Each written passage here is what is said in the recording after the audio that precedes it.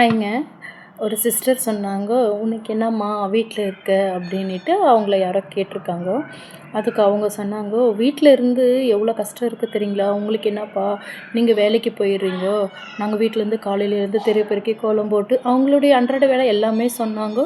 வீட்டில் இருந்து வேலை செய்கிறது எவ்வளோ கஷ்டம். ஆனால் வேலைக்கு போகிற நீங்கள் எவ்வளவோ மேலு. காலையில் எழுந்து 2 கிளாஸ் அரிசி வச்சு சாப்பாடு செஞ்சுட்டு நீங்கள் டிஃபன் பாக்ஸ் கட்டின்னு போயிடுறீங்க, ஈவினிங் வந்துடுறீங்க அப்படின்னு சொன்னாங்க. வீட்டில் இருக்கிறீங்க உங்களுக்கு என்னம்மான்னு சொல்கிறதும் தப்பு தான். ஆனால் அதுக்கு அவங்க ஒரு விளக்கம் கொடுத்தாங்க. வேலைக்கு போகிறவங்களது எவ்வளோ மேல், வீட்டில் இருக்கிறவங்களுக்கு காலையில் எழுந்து இது செய்யணும் அது செய்யணும் எல்லா வேலையும் அவங்க சொன்னாங்க.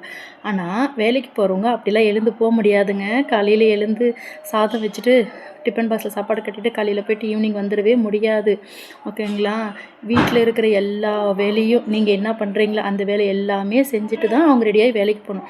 வேலையிலேருந்து வந்து அவங்களுக்கு ரெஸ்ட் கிடையாது. மீதி நீங்கள் இன்றைக்கெல்லாம் என்னென்ன வேலை பண்ணியிருக்கிறீங்களோ அது எல்லாமே பேலன்ஸ் இருக்கிறது வந்து அவங்க செஞ்சுட்டு தான் அதுக்கப்புறமா அவங்க படுக்கணும். திருப்பி காலையில் அவங்க எழுந்துடணும்.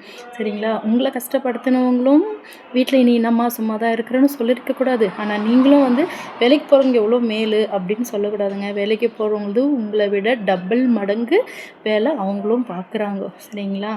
அதனால் வந்து யாருமே அவ்வளோ சீக்கிரம் வேலைக்கு போகிறவங்களுக்கு என்னப்பா அப்படின்னு கேட்டுறாதீங்க. வேலைக்கு போகிறவங்களது ரொம்ப ரொம்ப கஷ்டம். வீட்டில் இருக்கிறவங்களுக்கும் கஷ்டம் தான். ஆனால் வேலைக்கு போகிறவங்களுக்கு ரொம்ப கஷ்டம். ரெண்டுமே பார்க்குறது ரொம்ப கஷ்டம் இல்லைங்களா? இது நான் சொல்கிறது சரியா தப்பான்ட்டு நீங்களே கமெண்ட்டில் சொல்லுங்கள்.